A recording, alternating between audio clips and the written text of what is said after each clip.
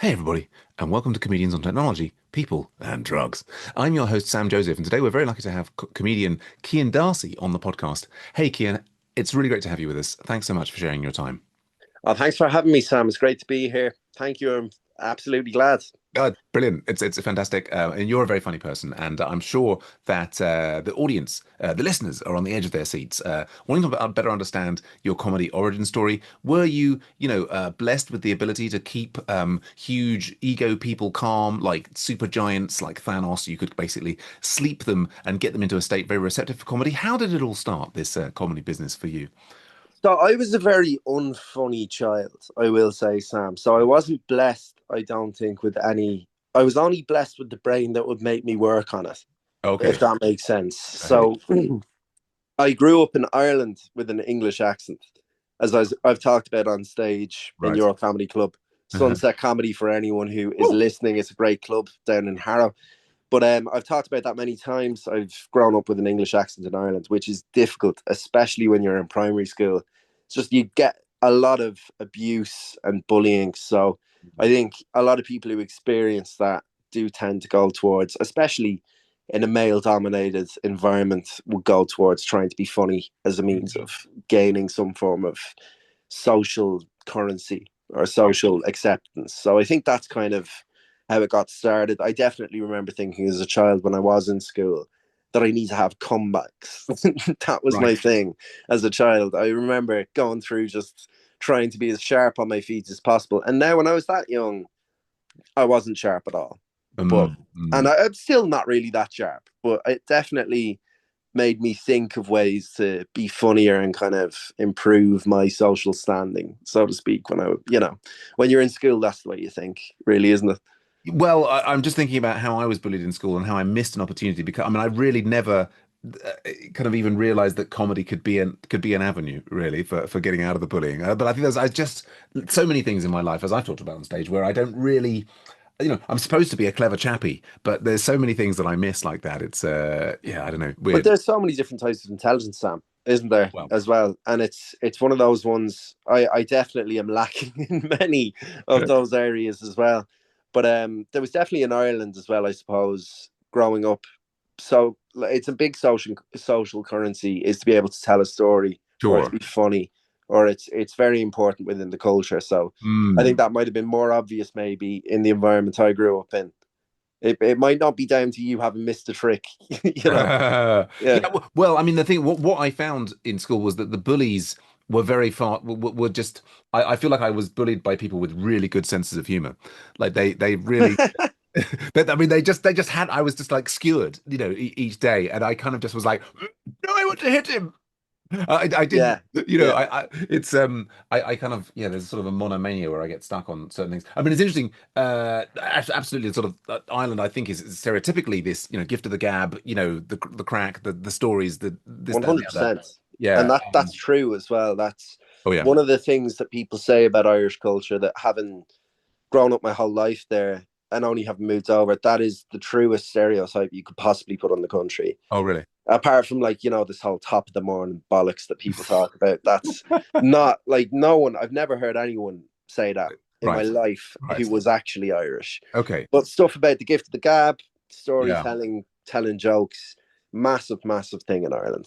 Big Yeah. social currency. Yeah. Yes, yes, and I've met many Irish folks who there's a kind of when they're onto telling a story, there you see a sort of twinkle in their eye. There's a kind of Mm. I'm doing that thing, and they're excited about it. I mean, I was going to say just for I think general Anglo-American culture, there's definitely kind of like being funny is a huge currency in the workplace. Like I think in just like communication with But people generally. But yeah, maybe less so the story to well, anyway. But yeah, so that's the base. And so you're saying like, like you kind of like you were pointed in a direction, if not having necessarily traveled so far down that road. But so how did it come to the place where you thought you'd do this thing that for many people is worse than dying, which is getting up by yourself on stage and trying to tell a joke to a group to a or an audience. well, it's kind of it's a weird one to explain because in many senses I feel like I've been doing it since I was a small child. Oh yeah. Where I remember because my I've been blessed. Some would say cursed, with a dark sense of humor that I Mm. just enjoy having those thoughts and making those jokes, Hmm. finding clever ways around making it acceptable, or towing the line but being on the right side of it. But I Uh-huh. would constantly go down and talk shite at my mother. Oh, really? Every morning I'd go down and I'd try and make her laugh, never successfully. So I think that kind of put, while trying to do it, it kind of gave me a drive to try and get better at Okay. that. And Uh-huh. then I think that developed that side of my personality. And then during COVID, which is years and years later, Yeah. COVID, I just had nothing to do. I'm a very social person. So Right. I kind of missed a lot during that. And Yeah. how I kind of kept up with that was by listening to comedy podcasts. Mm. So comedy podcasts such as Have a Word, such as Mike and Vittorio's Guide to Parenting, Hmm. loads of Bomb Squad, loads of different podcasts. I think it creates a kind of parasocial relationship, which I think I used to substitute the amount that I would usually have seen my friends. In Uh, hindsight, at the time, I just thought I'll throw this on. You yes. know, Yes. Yes. I'll Yes. maybe chill out and put this on.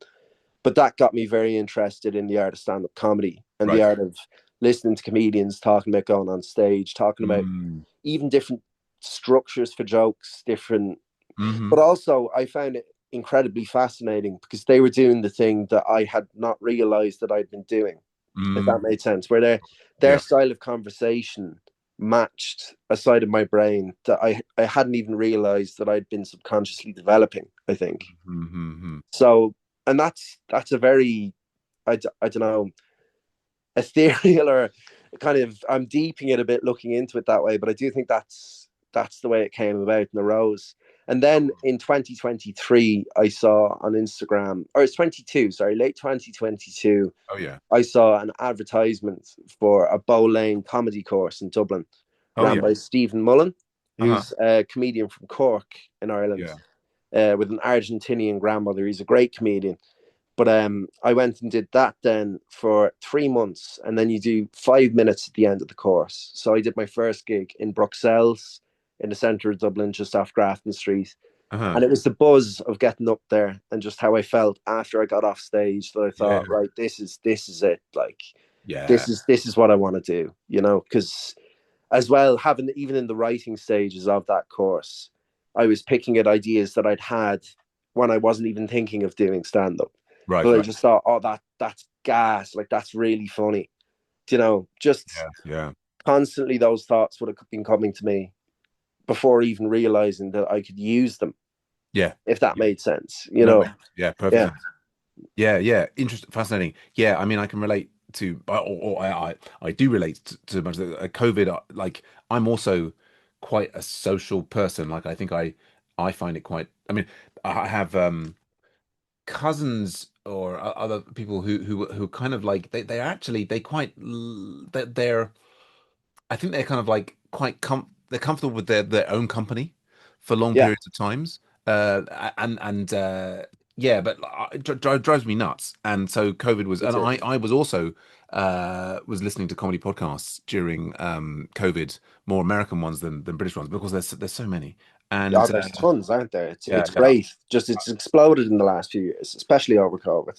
Yeah, and Yeah, it's become so. I mean, it's so easy to generate podcasts, of which this is now one. And it's almost like there's almost as many podcasts as there are people. It's not realistic to for one. It's only ever in the same way that one's only ever going to meet a small fraction of the people in the world. You're only ever going to listen to a small fraction of the podcasts in the world. It's just the way it is. But yeah, certainly that was. I mean, I had tried stand up as has been talked about on this podcast many years ago, but I also did I did a not dissimilar by the sounds of it comedy course in late 2021, and yeah, for me as well, the 5 minute showcase at the end was like, woof, now I've got to get this, yeah, yeah. got to get this on. The when you and I guess it's the nature of that course that it builds up to that showcase. It's different from. I mean, some people that we've spoken to on the podcast have just seen a queue outside an open mic and just gone up and got up. Even without preparation or what have you. It's just which is crazy balls. It is, because people always say doing comedy takes balls, Hmm. but I think the most purified way in which comedy takes balls is that where you see an open mic or see a gig, and with no prior, well, maybe not no prior preparation. I've seen it done before, but Yeah. just to get up and to decide, right, I'm doing this Mm. is. I think I needed someone to tell me that I could do it. Right. Right. I think that was in my head because, as well, growing up, I would have watched stand up. I would have watched people like Yeah. Jim Jeffries, Frankie Boyle. I would have loved it. Yeah. But I never had the thought until I got into podcasts that I could do this. And then once that thought was niggling at me, Uh, I think I almost needed permission right. in a way. And I think Yeah. these comedy courses, I think a lot of people go Yeah. into them to be ratified and to be told it's not, there's no gatekeeper to this. Yeah. There's no, you Yeah. know, there's no police of comedy going to show up and arrest me or, having Yeah. tried to do it and being shit. Although I have actually recently been riffing about the licensing of comedians and how that should be introduced, but that's it.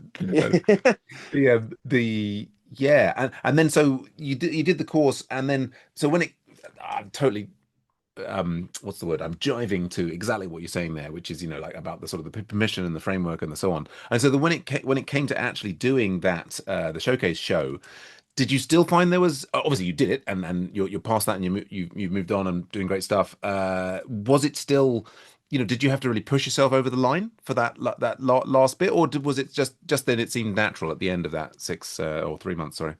Well, it was more of a case of getting gigs because I was in Dublin, and the way it works in Dublin is there aren't really many open mics that are truly open mics. Oh, okay. There's one or two that you can go and sign up on the night, which are really blessings, but I wasn't aware of a couple of them, and I was just trying to get contacts for a while. So I spent a couple of months just trying. And then one guy I'd met through working just in my local town in Blessington, just in Wicklow, outside of Dublin Oh in yeah. Ireland, called Jer, and he's a fireman now, but he had done stand up when he was younger, Oh yeah. and he'd had contacts anyway that were still doing it and still doing it in Dublin.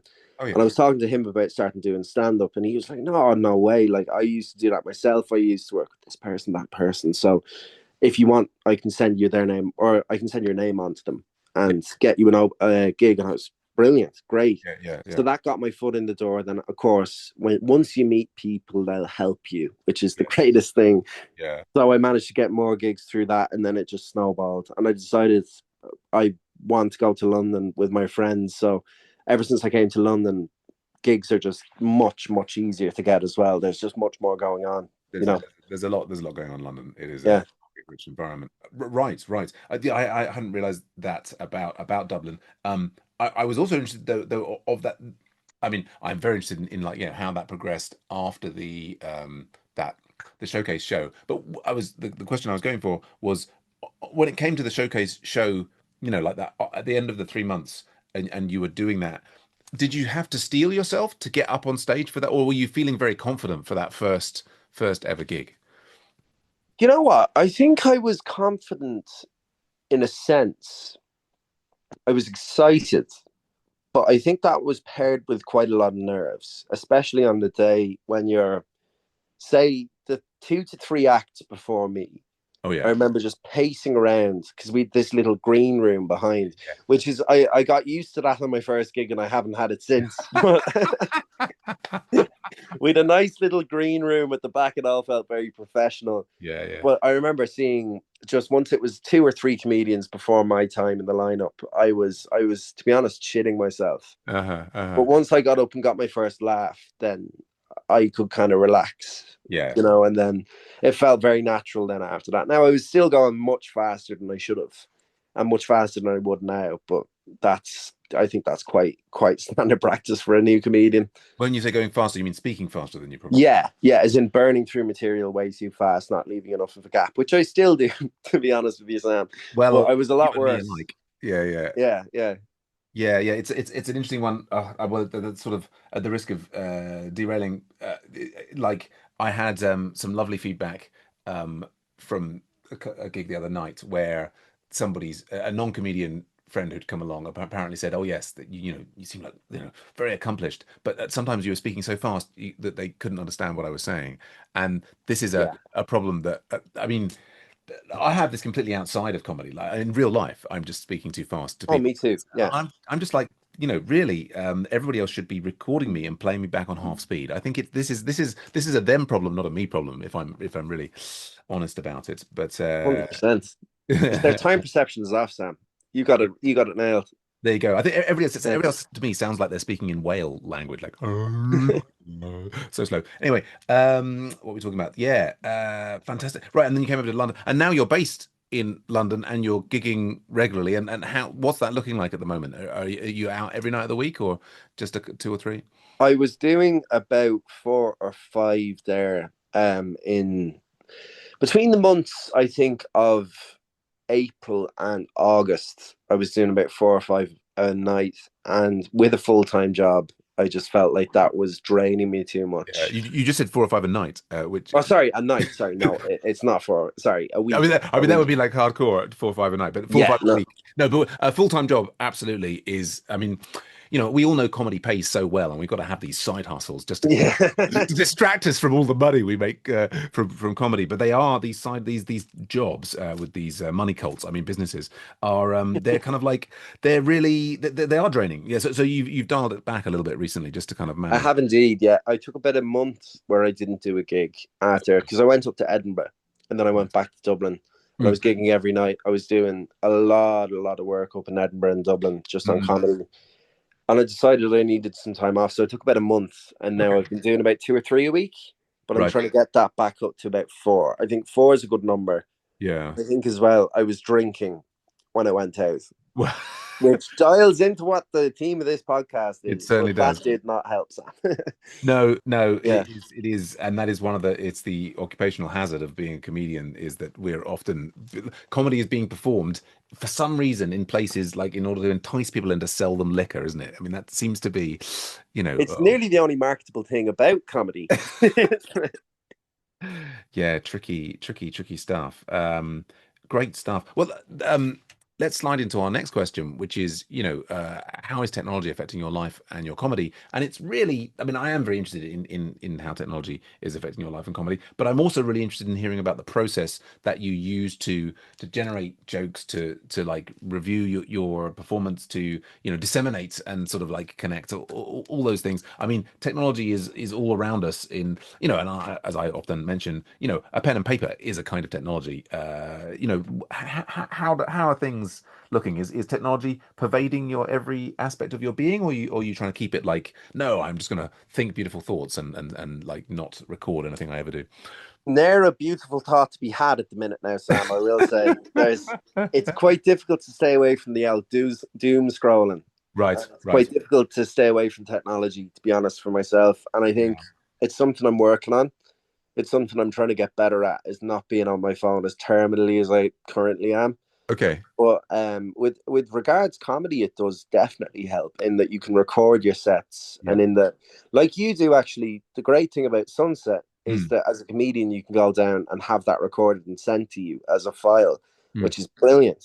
It's Mhm. brilliant to have that as a reference point. But mostly what I would do at gigs that aren't as technologically advanced, I would take my little tripod Right. with my camera and I'd record it and look at it back. Now if you bomb, as I'm sure you know yourself, it's quite hard to watch that back, but it Mm, definitely is helpful.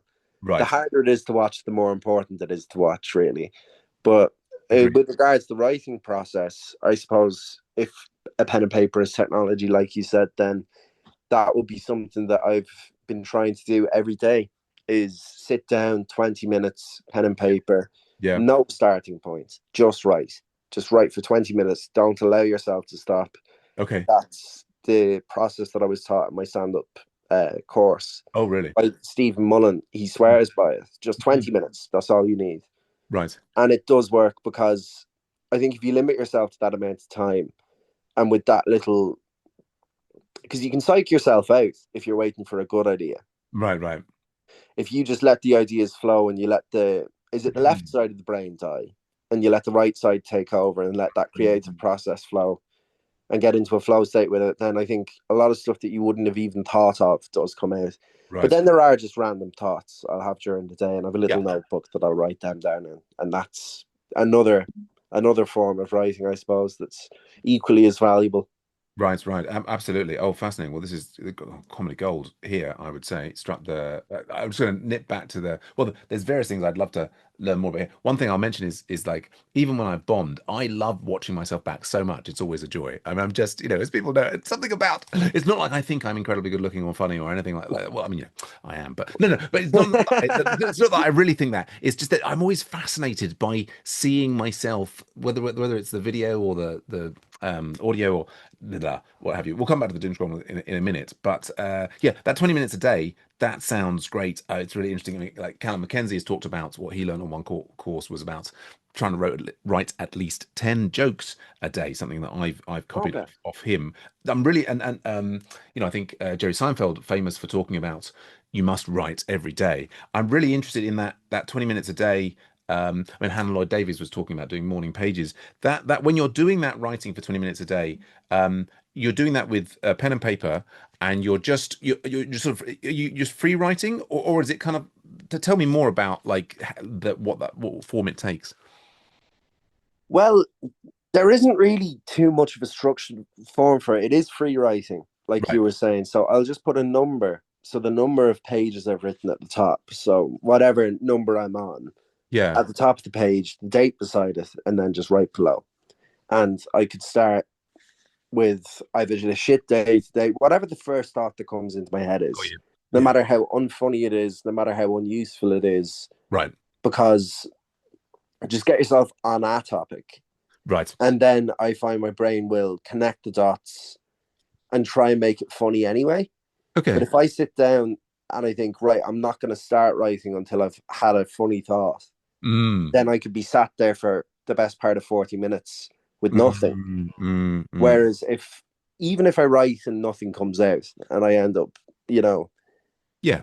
going dry for the 20 minutes, I feel like I'm training a muscle there, if Yeah, that yeah. makes sense. No, Yeah. I know exactly what you mean. You're in this flow state of the some language is being created, some prose is being Yes. created. Yeah. Yeah, I mean, and particularly after having Hannah on the podcast and talking about the morning pages, I find that difficult to fit in. Except, so I'm now doing like 3 days a week in the office in London, and on those mornings, I'm doing. And this is on the laptop.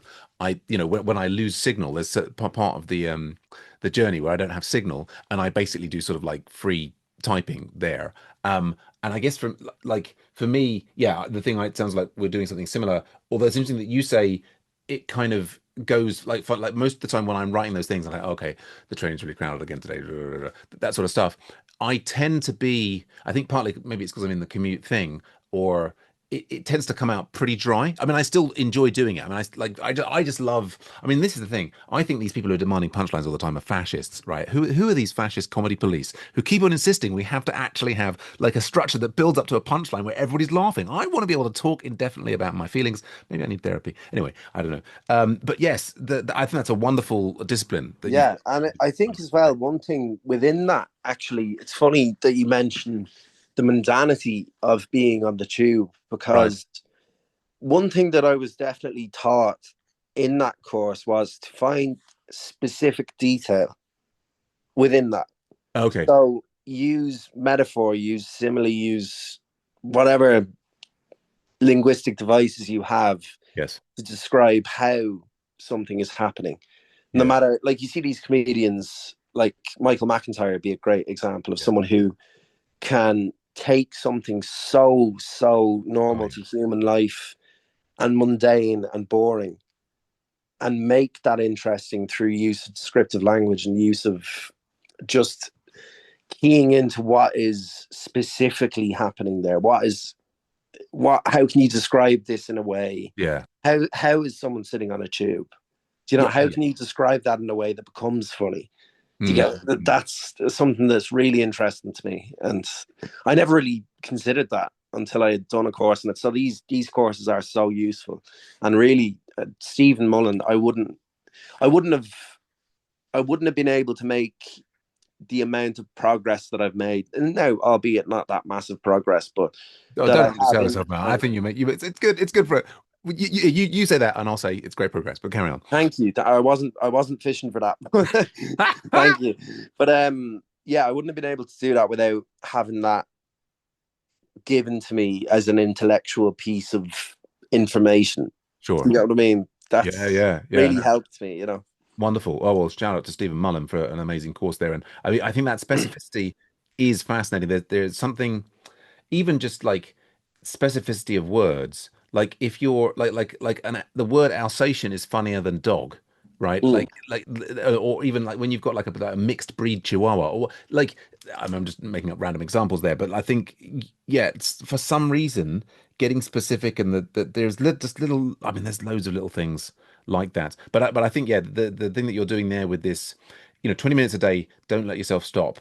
mm. That's fantastic. And then and you mentioned doing, you have notes at other points of the day, but you said you had a note. So you're not like, so I know a lot of us, including myself, many people we've spoken to, we're using, I've got like Google Docs in my phone and a lot of my notes are going into there. I very rarely am I putting stuff down on, Mm. paper with a writing device. I'll use my notes app on my phone as well. If I don't have the notebook handy, Okay. Okay. I So will I will do that because it is just so much handier, isn't yeah, it? no, Yeah. yeah, yeah. It's I mean, I have these different numbers, but that I guess takes about a little bit. Just to you mentioned the doom scrolling. I mean, that is what was one of the they're so useful, these mobile devices. I mean, particularly the notes that I take on my laptop are instantly available via Google Docs on my phone, and da, da, da, da. But there is always this. Yeah, I'm just out of interest. What's your poison? Is it Instagram? Is it TikTok? What do you find? It'd be Instagram mainly. I Yeah. I don't tend to go on TikTok, and that's not No, out of any political stance or any, no, no. there's no You're not ethical going to think against reason. Chinese people. What are you saying about Chinese people here? Let's get it out in the open. No, no, okay. Yeah, yeah. I don't know. I'll I don't say follow it right news. now. No, no, no. There's no specific reason for that other than I just haven't been arsed. Sure. But, I That mean, is the truth of it. I would say Yeah. don't. I mean, like they're all desperately addictive. I mean, I have had to uninstall TikTok from my phone because it is just it's like a face hugger from Alien, as Joel Walker was saying last week. It just I mean, I'm powerless before the power of TikTok. Instagram, I've deleted it a few times to reinstall it when I go to a festival or what have you. I've now restricted myself to only using the messaging app on Instagram. It's difficult because unlike Facebook Messenger, where you get a separate app and it's kind of they're a bit separated, in Yeah. Instagram they're kind of like almost they want you just. And I've got myself now where I will only like I switch it on. And I'll move immediately to the messaging thing. So because there's some people who are only available to talk to on Instagram, but I've actually stopped myself from scrolling on it because it just I don't know about for you, it's so difficult. I'm connected to so many comedians who are having so many amazing things happening to them. I feel it's like an envy machine. I know I shouldn't be Mm. envious, and of course, actually, I'm at a deep, is it a deep level or a high level? I'm kind of overjoyed about the successes that all of my comedian pals have, Yeah. but you know what I mean. It's so difficult in a random moment on the toilet to be kind of seeing just how well everybody's doing. Do you know what I'm talking about? It is difficult, and it's something you have to train as well as that to remind yourself to give people their flowers. Okay, It because I'll sit there and laugh at somebody. You know what I say at with somebody sure. Same who's difference. doing their jokes, and sometimes you do see someone's doing top secret or someone's doing. You're thinking, Yeah, oh, right. I'd love to do that myself, but Yes. then I have to remind myself there is no, there's no, what's the words? It's not a finite resource. Right. That those opportunities aren't finite. Comedians will run in and out of those clubs as long as they exist. Yes, yes. You can only be happy for people who you want to succeed and people you like. And that's I think something I try and keep in the mind because Instagram is definitely one of those ones that I just find I get lost, Oh, especially on stand-up reels. I yes, just right. I spend way too much time on it. I spend way too much time on Instagram, and it's something that's quite difficult for me, especially because of how useful it is as a tool to promote yourself and to Right, promote, say, sketches you're doing. You can right. post them, and then people have the ability to send them off to their friends. Shit, like obviously that will suck you in. Yes, yes, yes. I mean, so far, I mean, I've kind of forced myself in a position. I mean, I've sort of taken a bit of a pause on the posting of stuff onto TikTok because I mean, I kind of like, it's turned into a sort of a yak shaving activity where I'm trying to write this software to automatically caption it, and that's got kind of complicated with AIs involved in it, and blah, blah, blah, blah. And I've just sort of put pause on that while doing other things. But yeah, I kind of I try and post, and I try. Maybe I would be better if I was watching more other people's clips of stand up. But do you know what I mean? Like at the moment, particularly, well, whether you're running a night or attending nights, you see so many other people performing on a given Mm. night. Like I guess I'm very jealous of the time like during the day, like rather than watching other people's stand-up clips during the day, I feel like I better spend the time writing, although often it ends up I'm kind of addicted to the it's more the messaging. I'm just constantly checking has a message come in and blah, blah, blah, blah. Chaos, crazy. Yeah, that's tough as well. Especially that can be more addictive in many ways because there's a person on the other end of that, and that hacks into your social brain and Yeah, how yeah. we're wired. But I think as well, once it's connected to a capitalist model, Mm, these things become so insidious yeah, more than anything else that they try and create division in order to create money, and yeah. that to pull people in, they'll create arguments on it. And it's something I'm definitely very conscious to stay away from because you can find yourself, and I do, getting angry Mm. over something I see on Instagram. Oh, And I really? remind myself, this isn't real. Mm. Why is this changing my emotions? Why am I allowing this thing that doesn't exist to Yeah. try? It's insane that It we've all allowed ourselves to be this manipulative or manipulable. you know? Yeah, I know. I totally hear what you're saying, and I mean, I've kind of like now, is it like 3 years now. I've stopped watching any mass media news, and I don't scroll on social media, and it is weird how peaceful, to a degree, the world, or aspects of the world are day to day if you're not looking at the feeds and that all of this different stuff. And but it's really interesting what you're saying there because there's an extent to which everything is illusory. Like the fact that I have cut off the mass media and the social media, I still find myself having this sort of emotional roller coaster about what's happening with my friends and family and work and this, that, and the other. But I'm very much of well. I want to believe. I think I believe like all of these things, they're kind of illusions that we're telling ourselves. Mm-hmm. You know what I'm saying? Maybe that's a bit weird, but the Yeah. when I was growing up, and you watch the news and or whatever, read a paper, and they say a thing, and you kind of swallow it, right? You tend to, just like yeah, okay, and you have this sense. I don't know if you have had this or still have this of the like there is the world and it is this sort of way, and but then anything that comes over the feed or through the news or whatever. I mean, whether it's we're in this avalanche of stuff over social media now, and there's more mass media outlets than there used to be, but every single one is a perspective, right? It's not the absolute truth now, and you can argue philosophically. Is there a thing that actually happened underneath that everybody would agree on if we could actually get down to it? But can you ever really fundamentally work out what that is? Well, I think the like you were saying, it's illusory, and I've not heard that word before, Oh yeah. but I'm assuming through context it means it's all an illusion. Yes. Yes, okay, right. That's me learning there. Thank you, Sam. But I think, like I was saying, once it's connected to a business model that Mm. relies upon engagement Hmm. and relies upon division to create that engagement, Mm. because comment sections are most active when fights are happening, Mm-hmm. then it becomes even more illusory, and it becomes to the stage where the truth doesn't exist. Because, say for example, every year, are you familiar with the footballer James McLean? Not really, but I can assume there is such a person. Yes. Yeah. Okay. Well, he's a Premier League footballer Oh yeah. in Derry in Ireland, Mm. and because of his family history, he refuses to wear the poppy. Okay. Now, every single year around this time of year, now you'll see this maybe if you're on the Instagram, or maybe Right. it's just Right. my algorithm will throw this at me. Yeah. Yeah. Yeah. But Yeah. there's a big fuss every single year when Right. he inevitably refuses to wear it.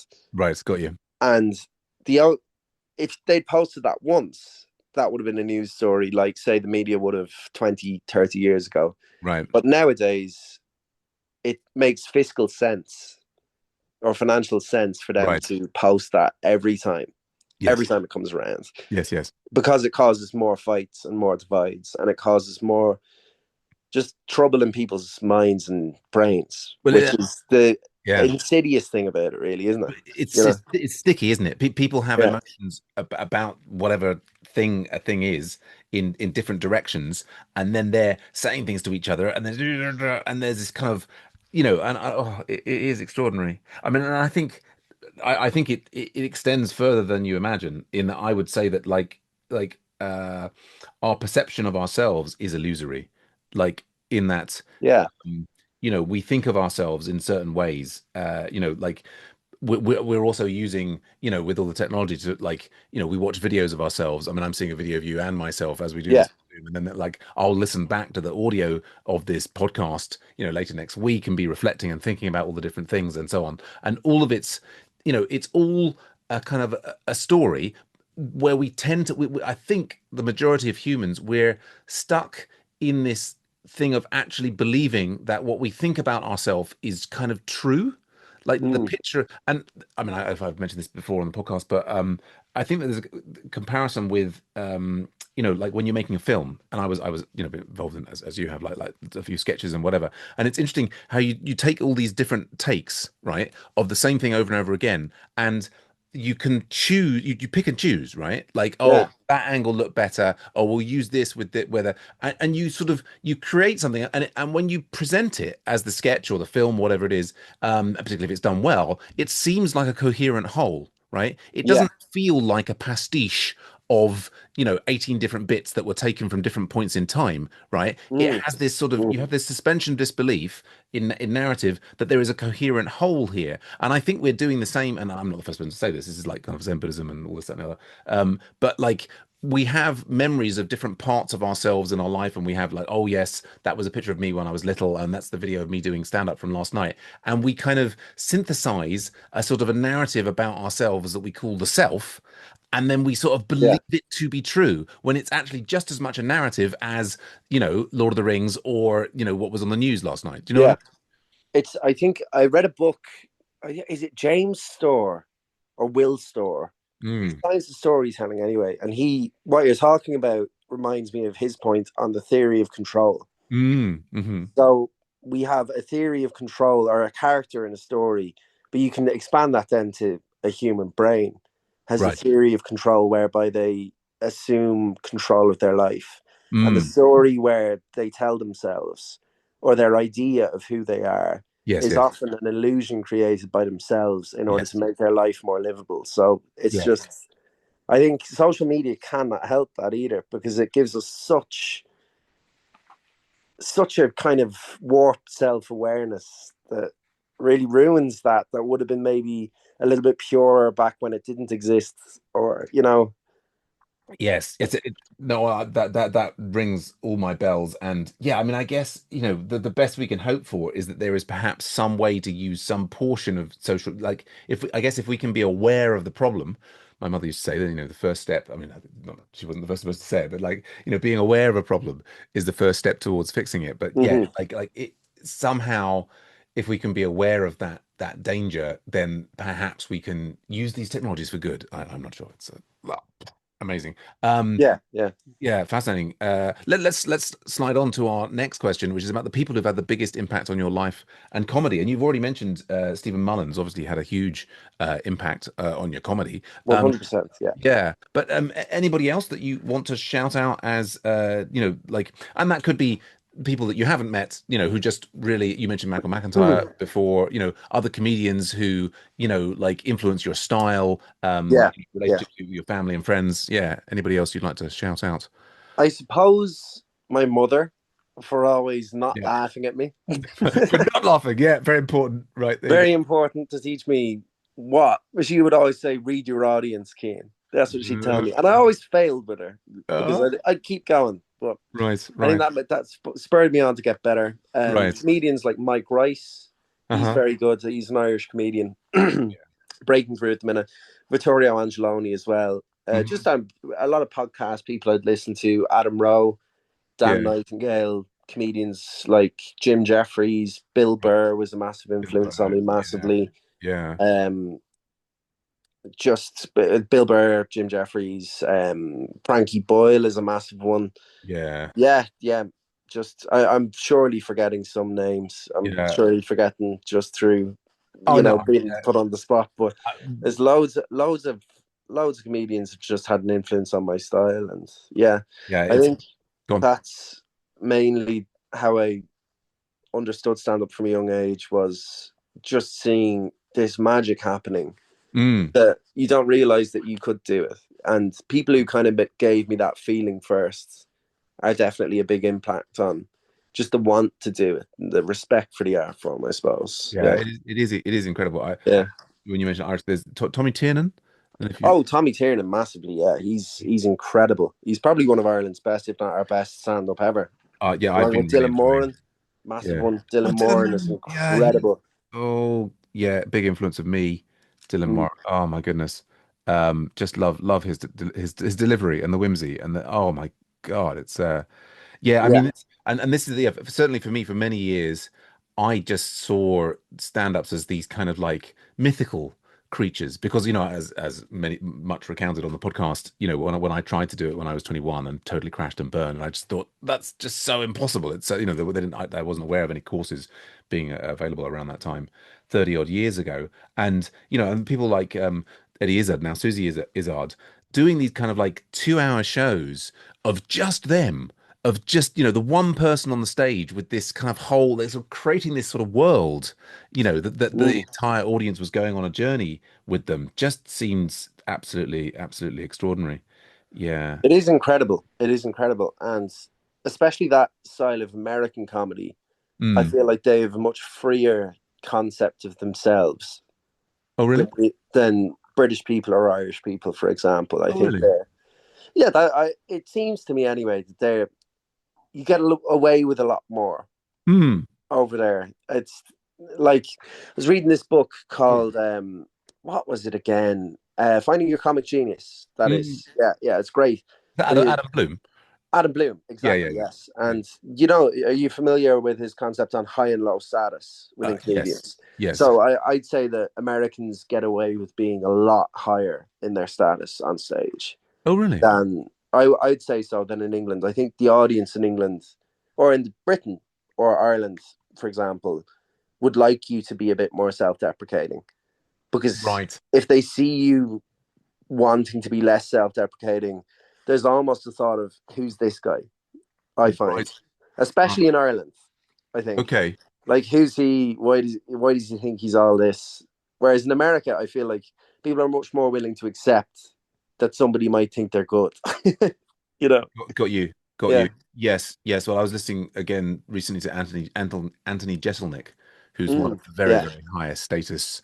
And, Yeah. and I was just thinking, right, well, I mean, I would construct a pattern there to say that I should hypothetically do much better in America because, yeah, I've got a far too inflated opinion of myself. It's We've got the hat for it now. well, this is, Yeah. yeah, this is my secret weapon, for, for making my American colleagues laugh. Um, yes, indeed. Wow, and it's even got hair on it. Woo. What's going on? Yeah. Oh, brilliant, brilliant. Let's forward. Yeah. My brain on drugs like eggs. There was an advert in the United States a long time ago. Yeah. The egg, the crack. Egg. Isn't it cracking an egg on a pan? This is your This is your brain. this is your this is your brain on drugs. This is your brain on drugs with some bacon and some mushrooms and some tomatoes. Yummy. And see, the thing is, I can remember that I know that was at that riff there that might seem like was my spontaneous wonderful thing is actually based upon a riff in a not comedy book called see there was my wonderful memory going to be Robert Anton Wilson. It was a colleague of sort of Timothy Leary, in the sort of 60s, 70s, but he wrote these really strange books about the Illuminati and so on. Anyway, and a lot of drugs. Drugs. Are drugs affecting your perception of reality, Kian? What's going on there? And of course, as I always say, drugs, is this the American term? It's substances. It could be, ADHD medication, which a lot of people, a lot of comedians for some reason aren't talking to me about. Could be, aspirin, could be caffeine. What's affecting how you see the world? I haven't ever been on any medications Okay. for ADHD, but I definitely have something. I think anyone who's met me for longer than an hour would say it's likely that I have something ADHD or whatever adjacent to Yeah. it. But that I think I've let my brain free roll on that one. But honestly, nicotine is a Okay. big one for me. Oh yeah. Nicotine, just my vape. I'm tied to it at the minute, Right. Sam, and Right. it's not good. It needs to stop.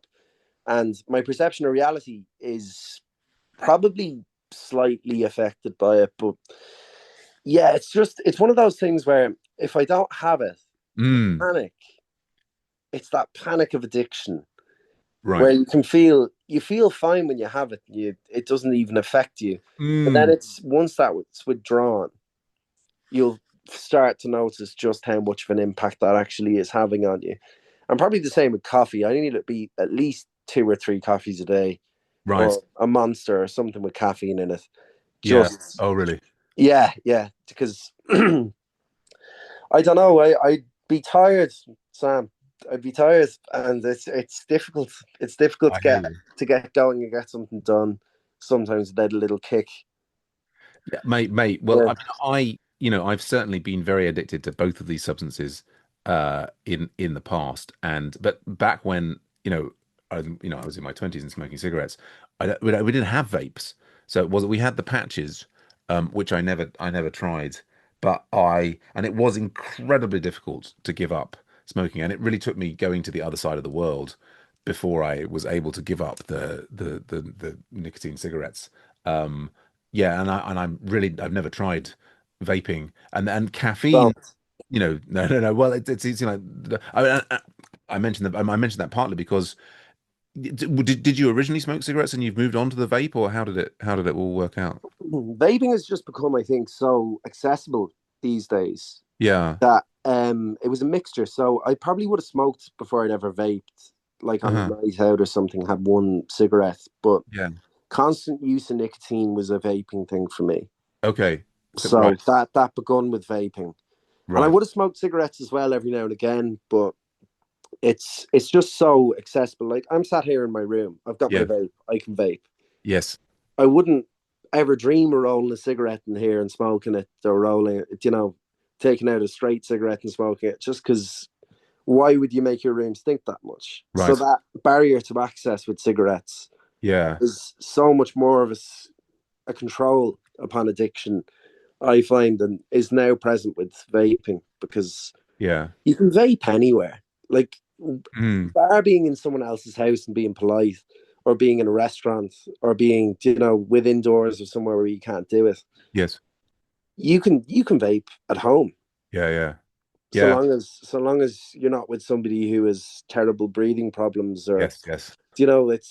it's just it's so accessible, and it doesn't end.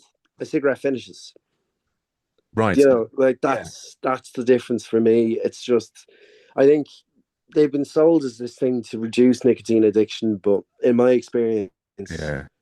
if I was smoking cigarettes, I wouldn't be half as addicted to nicotine as I am with this. It's I really think it makes it much worse. it's really interesting to hear that. I mean, I know so little about it. I mean, and it's ironic, like back 30 years ago, those like, when I was going to the pub, everybody was smoking in the pub and everybody was smoking in restaurants and in their houses. Like it's just, Yeah, yeah, when I was little, maybe 4, 5, 6 years old, I would remember rolling the sort of cigarettes for my aunt. Like we'd go over to my aunt's house and like you just imagine like a 4 or 5, like it's like the culture has changed so extraordinarily. Like this is like if we're talking 50 years ago, there was still, I mean, it's just so different. But yeah, and then to the vape, and you say that it never ends. So like how does it? I don't even understand. Forgive me. I mean, the listeners probably all know this already, but so like you've got a vape, you put some liquid in it that has liquid doesn't it have to refill at some point? Well, how does it work?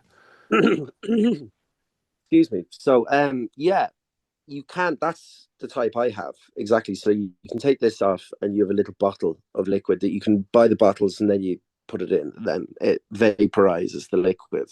Okay. So that's the type I have, which is cheaper, and that's the reason I switched to it. But you can also buy disposable vapes. They've become Oh, illegal now, but you can also get the reusables, which are just the disposables with a cap that goes in the top okay. that you replace. Right, right. So it's the same thing. They just found a legal loophole Right, right. to keep disposable vapes alive. But those are kind of paper buy, if that makes sense, paper use, Yeah, okay. if you will. Whereas this is more you have a bottle of liquid and you put it in. But it depends on your choice of poison, really. Sure. And then, but so how long does it then you put one liquid in and it lasts for a week, basically, or how frequently do you have to Oh refill God, it? no. God, well, that will obviously depend on use, but I'm at the minute refilling it about twice a day. When I started vaping, I was refilling it less than once a day. Right. Probably more than twice a day as well now. I don't actually keep too much of a tab on it, which I really should, Oh boy. but probably more than twice a day. Right, right, right. And Yeah. yeah, I guess it's this feeling that I mean that if it's not around, there's a kind of anxiety, and it's not like once you've got it, it suddenly everything goes mellow and like you feel more relaxed or what. It's just like it's sort of there's a kind of it's filling a need, but your mental state doesn't really change once you've got it. Just you go from oh I need it to now I've got it, and you're slightly calmer because the anxiety was related to just not having it before. Is that right? Yeah. I think there is a nicotine, but well, you'll know from smoking cigarettes that Hmm. nicotine is only good when you haven't had nicotine in ages Yeah, yeah, yeah. because it'll give you a head rush then. Right. But if you smoke a cigarette, your body gets quite used to nicotine quite quickly, Yeah. I think. So if you smoke a cigarette and smoke another one, that second cigarette, well, actually, if you smoke like a chain of 10 cigarettes in a row, the what you get from the first one is going to be less on the second, less on the third, less on the fourth. And then with the vape, because you can just do it constantly, Yeah. it gets to a stage of stasis Right. where you feel the same, but you're just topping up that Yeah. normality that Right. you would have had if you were never vaping in the first place. Indeed. Indeed. But it's keeping withdrawals at bay more than it is actually enjoying a drug. Do In you get in what I mean? I do exactly. Well, Yeah. it's interesting because I'm moving on to caffeine, but which I mean I've been drinking stronger and stronger coffee over the years, and I got to a point about 3 or 4 years ago where I was like, this is not removing my touch, like, or it's basically I am needing to drink this to feel vaguely alive. Um, and it's I don't know Mm. if yeah, like this is I think what you've just described there with nicotine is almost the same with caffeine. And I just experimented with allowing myself to have caffeinated coffee again a few weeks ago, and the first one was like, wow, this is amazing. I feel like Superman. But then very quickly, it's like, oh no, it just Mm. you need it to feel the same. So I'm back on the decaf. Oh God, they are what I don't know what the word is for these things, but as you say, they are just it's like it becomes just you're managing the withdrawal, and actually we'd probably all be Yeah. better off without them. I don't know that there's any strong. It's Well, with coffee for me, for whatever reason, I do still get a buzz off it, okay, and it will increase my energy enough for the time for the hour after I use it, where it is still a tool in my life more than it is a necessity. But I can right, definitely see how that will become yeah. like you'd reach a sense of stasis with it, like I was I, saying. I think you can Yeah, get to that point. yeah. It's one of those things that like for so many things in my life, if I could like if you could use it occasionally as a tool and then put it down, that would be fine. I mean, actually, there's the thread there from like it's like the Instagram, the doom scrolling, the nicotine, the caffeine, all of the things. If one can use it and not be addicted to it and use it as an occasional tool, there doesn't seem to be any problem with it. But it's getting into that thing. Let's. We also I think we mentioned before about another one was one of the perennial hazards of the comic is alcohol. How are you managing your alcohol journey at the moment? To be honest, poverty has helped me, Sam. Okay, that's I will say there's a big my upside my there. budget is definitely a big reason why I wouldn't drink as much. Now, Mm. I'm actually recording sketches at the minute with a comic called Jordan Schliessen, Mm. and he's basically, I'll drink with him. Mm. I think as well because he's Irish. There Hmm. is that thing of I've been trained through my relationships with my friends in Ireland Okay. to I rarely see my friends without drinking, and that is quite a bad thing. But that's a prevalent culture. Right. I think it is over here as well, but Yeah, yeah. definitely back in Ireland, I think that's a problem. A big Mm. problem the youth are facing is it's quite hard to socialize without that social Mm. lubricant. Hmm. But I'm definitely getting better as I've moved over. I have much less money to just throw away on drinking. Right. So going to the pub isn't a thing that I really do anymore. No. And which is sad as well in a way that removes the social aspects. And there's definitely it's not black or white, but I'm definitely managing to drink less than I was, Mm. especially around comedy. I've become much more cognizant of just being careful Mm. about having to drink before I go up. And I rarely now will have a pint before I go on stage, whereas I used to do it nearly every gig. Oh, really? So Yeah. it's definitely on a downward spiral, which is good. And I feel a Mm. lot more awake and alive as a result. Yeah, Yeah. it's a funny one. I mean, it's also become so much more expensive. I mean, again, going back to when I went to university, the little local we get it was like 75 pence a pint. Yeah. It was the hugely affordable social activity. I mean, my kids, and my friends' kids, who are now starting to be in their 20s, they don't go to they don't go drinking. They go to the gym together. It's Mm. this huge change in like the social activity for the younger people. Yeah, it's a tricky one. I mean, I enjoyed drinking for many years. I also struggled with it. What once, as I've mentioned on the podcast before, once I started doing comedy, I was just like, I really, really want to do this comedy, but it's almost always going to be in a. And I got very, very, very drunk after the first three times that I did it, and I was like, right, I think I just have to make this a zero thing. And yeah, I tend to only go to pubs now for comedy gigs. I don't do it separate from that. And then actually, one of the times I've done it, and I found my trick is like actually for caffeine, I get this quite expensive decaffeinated coffee, which tastes quite nice, and that sort of is my methadone, as it were. And then similarly for alcohol, I have soda water, and I just drink. I mean, I found actually all these years, I thought it was the alcohol, it's the bubbles that was. Or even the action. I think a big Yeah, part of addiction with nicotine or with alcohol yeah, can just be it's something to do. yeah, yeah, yeah, Like, say I'm out and I'm in a pub. What do I do with my hands if I don't yeah. have a pint? Yes, yes, Do you get what I absolutely. mean? That's actually something I think once it's done, well, I have to get another one now Yeah, yeah, yeah. Well, because sure, yeah. what else would I do? Well, and I think And that's that's you know, of course that the alcohol serves as something that loosens your inhibitions, and so your willpower and your like your resolve to only have one is weakened by having that one, and then it's sort of a slippery slope, isn't it? That's of what I course, yeah, yeah. But I think there's a sort of or certainly with the cigarettes and vapes and drinks and so on, there's sort of an oral fixation. I mean, it's basically they're adult dummies, is what they are. yeah. It's adult pacifiers. You're Keep sucking your thumb. yeah, pretty much. Essentially, it is an oral fixation. That's the perfect way of putting it. Good God, what sort of strange reality which we live. Well, that brings us on to our next question. I mean, what does it all mean? This life, this universe, this everything. Why are we here? What are we doing? What's going on, Keen, in your opinion? That is an extremely big question. To be honest, Sam, I don't really know why we're all here. I think to just enjoy it as much as possible, and Yeah. even the question of why we're here, I think, can put your brain in this kind of panic mode where Mm. you start to do things you or work towards stuff that you don't enjoy for fear that we're here for a reason that doesn't make you happy. Mm. But like this is a big reason why I started doing comedy as well. It scared me to start, but it is something that I really inherently want to do. Mm. So I'm happy to work towards that. But if I was in a 9 to 5 working for some company that would be grand without me, and some Mm, company that couldn't give a shite whether I live or die, mm, then I wouldn't be happy. And that's, for me anyway, there is no point to that.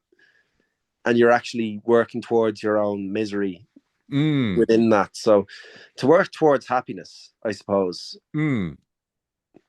would Yeah, be the most succinct answer I could put to that. To work towards happiness would yeah, be, yeah. lovely. Yeah, work towards happiness. Yeah, I mean, it's a big question. It's also is it a big question? I mean, it's interesting you mentioned a sort of a potential panic at the idea that there is there some. I mean, I guess like yeah, some people have a religious framework which says, oh, we've got to. I mean, and that's also a stereotypical for Ireland. Is there's like I mean. Did you have a sort of a Catholic upbringing that was sort of Oh, yeah. Yeah, I yeah. did. But my Catholic upbringing was very much from parents who don't believe in Catholicism, Okay. Right. which is the it's the funny thing. You'll find in Ireland, more than anywhere else in the world, there's a term, people will say, I'm an atheist. Uh-huh. And you go, yeah, yeah, yeah. But are you a Catholic atheist or are you a Protestant atheist? Do you get what I mean? So Sure. the Catholic upbringing, I think Catholicism and Protestantism have become a marker of a social inequality divide that was created by a system that was put in place by the British government. Uh-huh. And it's much less about religion than any. Like, I did my confirmation, Oh yeah. for example, to confirm myself into the Catholic Church. Are you aware of? Do they do that in Protestantism as well? Well, Confirmation. I wouldn't know having not been raised in any. Oh, sorry, apologies. I just assumed because You just most assumed I people was a, I was a screaming Protestant. I mean, no. would be CV. Well, that's much more common over here, I suppose, isn't it? But sorry, No, no, no, apologies. no I'm problem not at putting all. any No, no, accusations. I'm yanking your chain. I mean, I'm fascinated by these things. I think there is some similar thing, but this is the thing: is like Protestantism over here. It, as at least from my perspective, it's so there's like Methodists and Baptists. It's like there's so many different like, Oh, of course. and they're Yeah. all doing slightly different things. And I think that's in some ways, and again, this is just an impression from outside. The Catholic Church seems to be a bit more coordinated. There seem to be slightly fewer sects. There's maybe a bit more top-down control from the Pope or Yeah. something. Well, it's all within Catholicism. Right, So, as far as I'm aware, anyway, I'm not aware of any Catholic sects that aren't just the Roman Catholic Church. right, right. I'm not sure, to be Yeah, honest with you, yeah, yeah, because like I was going to say, I did my confirmation, yeah, and I was going to mass then, and my parents were going to mass to keep up appearances yeah, yeah. with priests, so I could do my confirmation. Right. And I remember after having done my confirmation, I went to my father. I said, "Dad, I don't believe any of this." At the age of 13, I was Yeah, 12. Yeah, 12. yeah, yeah, I said, "I don't believe any of this," and he goes, "Oh, nor do I." yeah, He said to me, yeah. which is the thing, because he goes, well, you had to do it to get into school Right, right, because the best schools are Catholic right. in the Republic of Ireland anyway. Yeah, yeah, The yeah, best schools are Catholic, so we did that in order so that they could say, well, he's done his confirmation, yeah, he yeah. can now go into this school. Right, But right, beyond that, I suppose I'd call myself a Catholic by upbringing, and like I was saying as well, I'm a Catholic atheist. right, Is right. the best way of putting it. It's Yeah, yeah. But I that mean, that's what it and is. I personally, I think I have to. I'm kind of agnostic. I mean, like, so my neither of my parents had any strong religious anything, and I was brought up in, like, shall we say, somewhat, I would say, slightly left wing, sort of scientific framework with no religious input whatsoever, apart from there was little bits of, Protestantism, kind of in the state schools that I was attending. But I think many people in Yeah. this country also do things with the Church of England in order to get their kids into the Church of England schools, which are seen as being better and so on. It's an extraordinary Yeah, yeah. I think that's dance. a big way by which they keep control upon. Um, I don't know. Yeah, I You know mean, what I mean? Yeah, it's a confu I mean, like, I'm seeing a parallel between, I think, all of these things are different kinds of illusions. They're like social illusions and sort of governmental illusions and, like personal illusions. Like I think we have illusory sense of selves, we have illusory religions. Like, I mean, I guess particularly when we ask what does it all mean, the life universe and everything, it feels like there's no way of being certain of anything. Like it, like they're all just different degrees of assumptions that work more or less as you kind of operate. Like I guess there's an argument that says like even if this was all a dream in the mind of God or our own dreams, that we must be conscious. So like consciousness must exist because we're experiencing something. Although whenever people tell me that, I'm kind of like, well, maybe could the consciousness could be an illusion? Could that be a dream? And if it then it's a bit like asking the question of like like these AIs, right? Are they conscious? But then like if you pause them and freeze them, do they can? It's like for example, if you could like freeze a human, right? Like just like like let's say with a big freezer and like something to prevent it damaging the neurons, would they would their consciousness could they be said to still be conscious? No, because they'd be completely paused, and then you start them again. What is the yeah, I'm just not sure that we can know anything fundamentally, and so I'm always interested in asking people what they think they know and what they think about Yeah, what goes this on. is this is all my own perspective, Yeah, yeah, yeah. and I've no claims on it, any of it being Oh, true.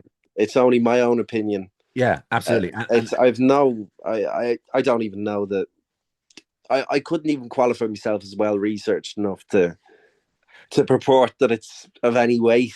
well, That's but yeah, uh, bless you, brother. It's a yeah, it's no criticism. It's like I think, and I think it was Freddie Hill was saying, it's like I haven't got the any background or research or whatever. But I think what matters is what you think. Do you know what I mean? Like yeah, I mean, I think what's fascinating is that because there's no way to be sure of almost anything, what your intuition is about how it is really interesting, and that's yeah. So I mean, I really love your work towards happiness. I was just I partly the we started on a segue there of like you mentioned about the potential slight panic for there being some other reason for any of it, and I wondered if that connected to because there's the stereotype of Catholic guilt and the idea that oh if I must behave in a certain way and if I haven't then I some yeah, nasty thing happens afterwards, which seems like it's child abuse basically, or it's social abuse, I think, to it is. Yeah. have people, like be so yeah, I mean the whole idea of hell just gets it's like why are we doing that to people? I don't know. Do you know? I think within an Irish context, this is so poignant and it's so complex because I think as a country we've developed a relationship with religion, and you won't find Catholics who have a similar sense of shame to Irish people in Mm. mainland Europe. I don't think. Mm. I Oh think they have really? a much more healthy relationship with Right. their religion, or they seem to be less caged by it. Okay. I think the reason for that is our relationship, much like a romantic relationship, we've formed a toxic one with religion uh, because life was hell right. in Ireland Yeah. back in the day. Yeah. I think, like, for example, my granny um, would say decades of the rosary multiple times a day, and Yeah. she was the most anxious woman that Mm. Mm. I've nearly ever met in my life. Yes. But that was to stop bad things happening. Yeah. I think there's a collective consciousness that's grown through that this idea that if I do this thing now and put myself Mm. through this pain now, that it eventually will be okay Mm. because it wasn't okay. And if you could believe in that and believe that after all this, if I put this work and legwork in now, Right. I'll get to a place after it's all over. Yeah. That's great, you know, that this will all have been worth it. And that's like in a relationship, where you're being abused or Right. you're, maybe not getting your needs met or fulfilled. You, Yeah. you can convince yourself that if I do this, and this, then my needs will be met, and then Mm. it'll all be okay, Mm. and I can worry enough about this, but I think we're better off away from that. And you'll find now in Ireland, I think the younger generation, anyway, Mm. I know a few people who are Catholics, Mm. like properly practicing, go to church, believe in it, but no one really does. No. No one really cares about that anymore because we're okay. We're Yeah. doing well We believe in since Instagram. Yeah, exactly. You know, since the turn of the 20th century Mm, or just after, things are quite good. yeah, Or well, yeah, the 21st century more so, you know. Yeah, yeah, yeah, yeah. But it's no, not an issue for us anymore. I think that's it's really interesting what you say about like if you yeah, if you're living in a kind of hell, then Yeah. the idea of a kind of you know a subsequent place that's going to be a heaven, and perhaps the people who caused that hell for you, you know, will get their comeuppance makes a lot of sense. It's Yeah, or it's yeah, even about just personal development, even regardless of comeuppance. yeah, It's like this self-preservation yeah, technique, I think, that religion became in Ireland. That yeah. it's like a toxic relationship is the best way I can Mm, describe it. mm, mm. Is how I view it again. But then I'm sure there are people who say in Ireland they get a lot from being Catholic or religious, and it improves their life. And sure, more power to them.